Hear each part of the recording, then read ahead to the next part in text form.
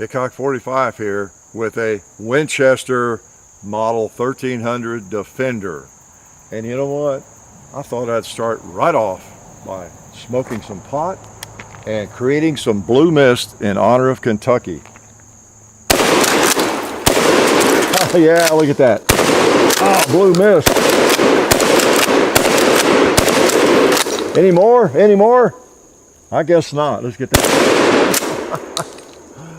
Yes, because I bought this shotgun in Kentucky a few weeks ago, in Somerset, Kentucky, and I just thought that would be appropriate to honor Kentucky again, my home place. Oh man, does it get a lot better than a shotgun of this configuration? I've always liked it. Let's go here and load it up again and tell you some lies about it. Yeah, man. Now this one, the Model 1300, they started making that one in around, let's see, the 81, I think, 1981. And the predecessor to this was the Model 1200, which we actually have done a video on because it was my first shotgun like this. And I don't own it now, sold to my father-in-law years back. And but we grabbed it for a video, and this replaced the 1200. This is the 1300. And so anyway, this is my shotgun and share it with you. So the Winchester 1300, you know what? I'm gonna punish myself right away, and I'm gonna put some where's that double-aught buck? I don't think I shoot enough double-aught buck. We got slugs. You know I love slugs. This is double-aught buck of some sort. No, that says slug. Even I can hear. Oh, there it is, buckshot. Yeah, I can read. I know it's that Kentucky coming out in me, isn't it? I have a little trouble.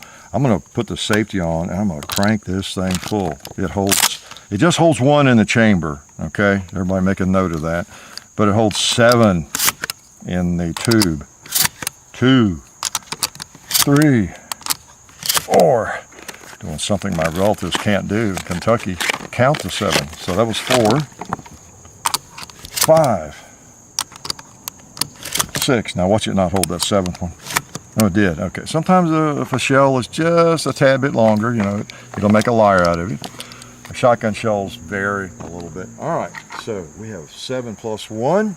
Again, I get to demonstrate my math skills. There's 8.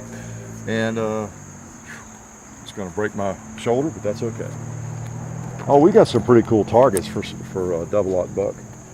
Oh, the first thing we do, though, put one on that tombstone just to see how it spreads from here. Now, I think this print's a little high. Nice. I was holding right on the bottom of it. That is a nice pattern, I tell you. Well, I'll put one on the cowboy. Whoo! Would that ruin your day or what? How about that bucket? How about that jug of water? Boom. Oh, it just caused it to leak. We might need to use a slug on that one. There's the cheap pizza pan. What did I do? Oh, I didn't put a round in. That's not good. Big holes. Big holes. I'm going to try that pot. There's 2 pots there stuck together. Power. Boy. A really convenient, handy shotgun. I always liked my 1200. I have since learned from reading and just being a little bit more knowledgeable about all these shotguns that the 1200 and the 1300, this one, they're really not the most durable, the most rugged. You know, they're not the most rugged shotguns. They've done fine. They've been extremely successful. But they're lightweight. The positives are they're handy. They're lightweight. I love the forend, the kind of the corncob forearm and all that. They're just nice, easy to rack, easy to work. This one, in fact, the 1300 was called the the speed pump, because it unlocks when you shoot. You know, some shotguns do that. When you pull the trigger, it unlocks it, so you don't have to push it forward and back, which you often don't have to anyway. But it is very quick to operate. Just back, you can really run the rounds through it, and you just want to. It just feels so good. It's so handy that you really want to. I swear that's supposed to be an alloy receiver, but you know, almost looks like and feels like steel. I don't think it is. The 1300 is supposed to have an alloy receiver, but I mean, I've been assuming that. I've never owned, this is the first 1300 yeah, I think it's alloy. It's supposed to be. But anyway, it's just a really handy shotgun. You know, before it gets too hot, let me show you the other thing. I think the 1200, if I'm not mistaken, was the first shotgun with a rotating bolt. And this has a rotating bolt. And I know you hear that, and of course I've triple checked it. She's not loaded. Get my hand out there in front of the muzzle. Oh my God, that's so tight. You know what? I might not be able to take it off. I've got it so tight. Am I going the wrong way? No, it would be counterclockwise, yeah. Well, you know, I'm having a hard time getting a hold of it. I might just forget about that. But I guess I don't really have to take it off. Can you see the bolt though? The bolt head there. When it goes up into the chamber, and you can see right there, it's close. It starts to rotate, and it can't see it too well, but it rotates into lugs on the back of the barrel, so it locks into that steel, kind of like a Mossberg. And you know, any firearm, Benelli, that has an alloy receiver, it's locking up steel on steel. We'll kind of show you there, okay? And let's make sure one more time. I don't have my handy dandy tools out here, but yeah, I got that. I remember tightening that thing up too tight. That's okay.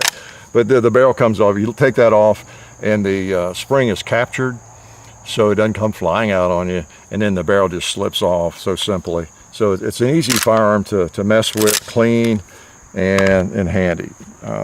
So I read one writer talking about how the magazine tube is not really threaded into the receiver. There's some kind of plastic sleeve there. It's pressed into, so he didn't like that and that sort of thing. So again, it's probably not as rugged as a Benelli or an 870 perhaps, or even a Mossberg. I don't know.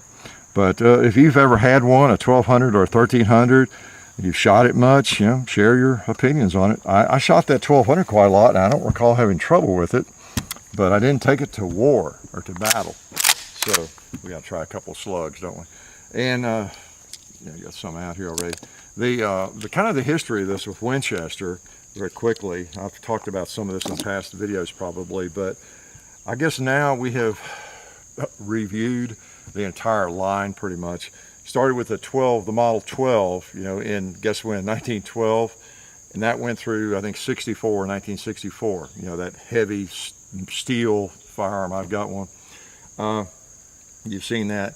And then Winchester in 1964, we all know they went to gigantic money-saving, through money-saving steps, and they changed a lot of their firearms, just rising labor costs and just trying to stay competitive with the 870 was out, and they was selling, Remington selling a lot of those, and that Model 12 was expensive to mill out of that block of steel and everything. So they went to the 1200, which is much like this, and you know, an alloy and just different construction, a totally different design really, and so that was the 1200 went from, I think, 1964 to 1980, about that time frame, okay? And that was made by Winchester Olin. And that's about when United States Repeating Arms Company bought or started making these for Winchester in 81, I think, and that's when this was, you know, their first shotgun. So from 81 to about 2006, that was the Model 1300, okay? And now I think United States Repeating Arms Company went out of business, bankruptcy about that time, 2006. Okay. Now I guess NFN owns the rights to Winchester, and you know, they're making the SXP or whatever. We've done that one too. So it's still alive. This firearm is still alive in that version, the SXP, which you've seen here. So we've done all of those now at some point. So just kind of give you a brief history there. All right, let's put a couple slugs in this thing. I say it's kind of a lightweight gun, so it does kick a little bit, but I've got my extender on it, and that helps. Say it prints a little high. I think ever since I sold that 1200, I've kind of missed having one of these, and this one kind of fills that niche for me, because I always did like that 1200. I think I was inspired to buy it. I might have mentioned that in the video with the 1200 when I saw the Getaway with Steve McQueen, Ally McGraw. If you've seen that movie, it's like a 1972 movie or something. Oh man, Steve McQueen, actually he might have had an Ithaca or something, but it was a shotgun like this. And I thought, wow, I need one of those. That's cool. I was really just getting into firearms and collecting, and I enjoyed that. I still enjoy this format. And I still enjoy it and enjoy, okay, get my tongue untwisted. I still enjoy this format of shotgun, okay? All right, so we've got slugs, don't we? I'll take out Watermelon King there at some point, but let's get a couple of jugs first. There's a can, I wonder if it's full of water. With the lid. That lid went about 50 yards. Oh, there's one behind the target. Ah, look at it. Came back to get us. Look at the hole in that lid, and I didn't even hit the lid. Ah, the bucket stayed there. You never know what this stuff's going to do. Let's try a gallon jug. Ooh, talk about mist. Look at the mist. That other one still has some water in it. Had some water in it. Man. I'll tell you what, nothing like a slug. Right, Mr. Gong? Yeah, he agreed. Let's try a buffalo.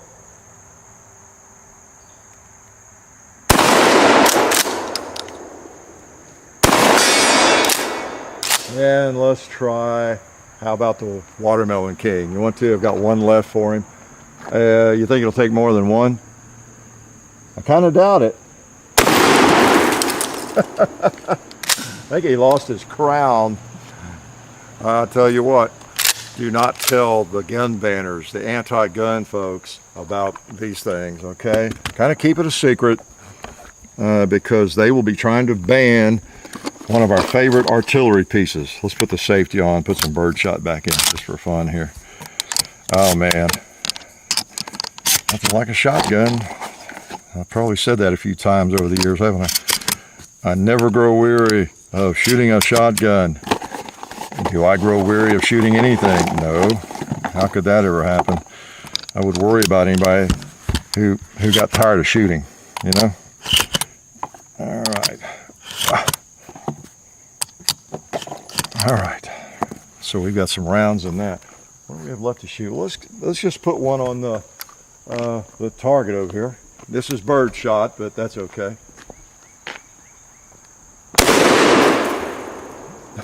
Knocked off that pan. Let's just knock it on out of the way. Yeah, there's a bucket too.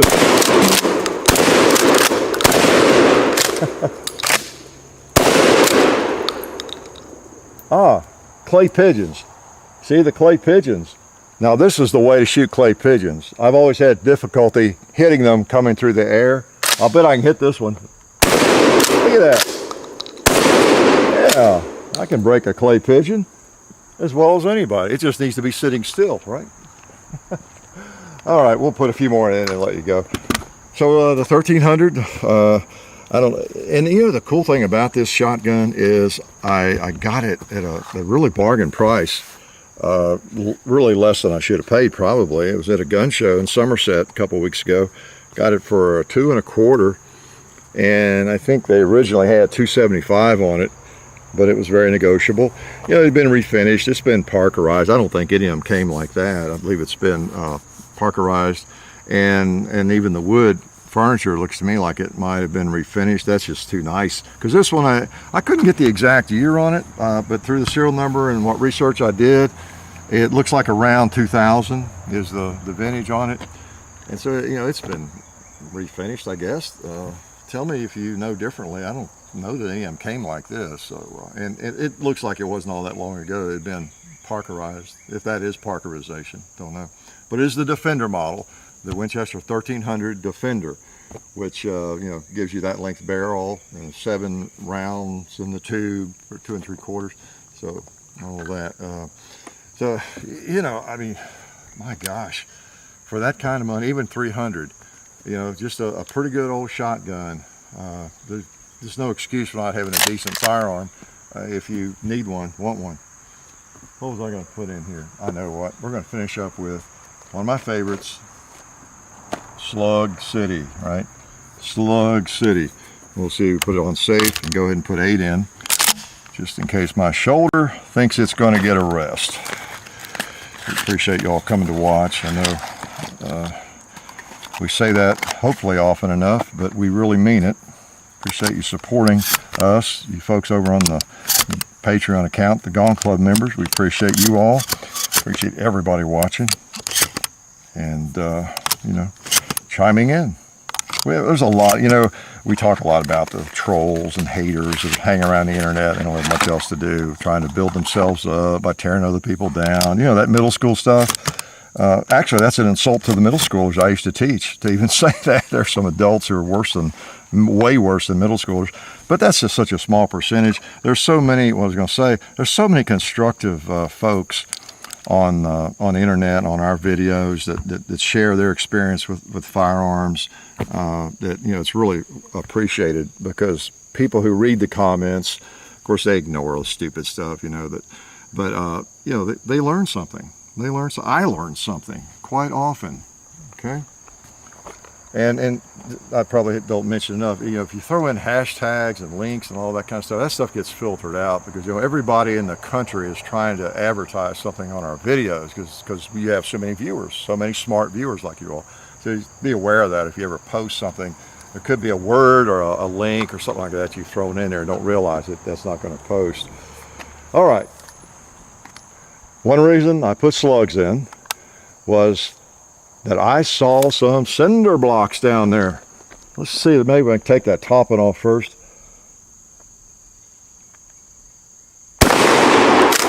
What a marksman. Oh man, slugs hit hard on both ends. I love them though. Let's wake up let's hit that ram over there. A couple more. Let's just put them on the gong.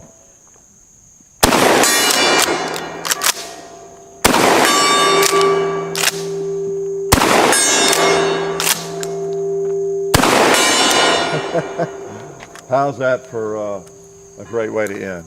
Showing some respect for Mr. Gong with a fine shotgun. I'm really glad to have one of these back. It's been, it was a long time. It's been probably 30 years since I sold that other one. And I have some nice shotguns, as you know. I love the Ithaca 37. Wow, got the 870. I've got, you know, the Mossbergs, which I really like. And but this is a neat shotgun. It's to me, it seems exactly like the 1200 I had. I haven't really noticed a lot different, but it's smooth operator, no doubt about it. So anyway, that's kind of the sequence there: the Model 12, the Model 1200, the Model 1300, and then it kind of rolls over into, I guess, the SXP models and some of that. But they're all kind of similar. They really are, and they feel good in the hand. So I don't know if you have one of these, Model 1300. Let us know what kind of service you've gotten out of it. You know, if you fired it much, you know, what do you not like about it, or what's broken on it? You know, I did read some pieces about, I think, extractor breaking on these, being a little bit fragile maybe, or ejector, I forgot what it was. But you know, I never did have really trouble. I remember with my 1200, and nothing yet with this one. So we'll see. Don't know if I take it to war anyway. Probably grab the Mossberg 590 A1. But I like this shotgun. You can probably tell that. Yeah, life is good.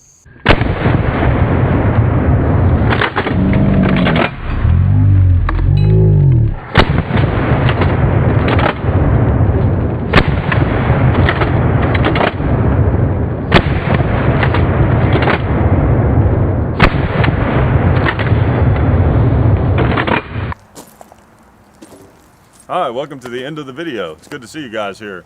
I want to tell you guys about our friends over at SDI, the Sonoran Desert Institute. You can find them at sdi.edu. They are a fully accredited online distance learning program where you can become certified in gunsmithing or get an associate's degree in firearms technology. And they also accept GI Bill. So check them out at sdi.edu.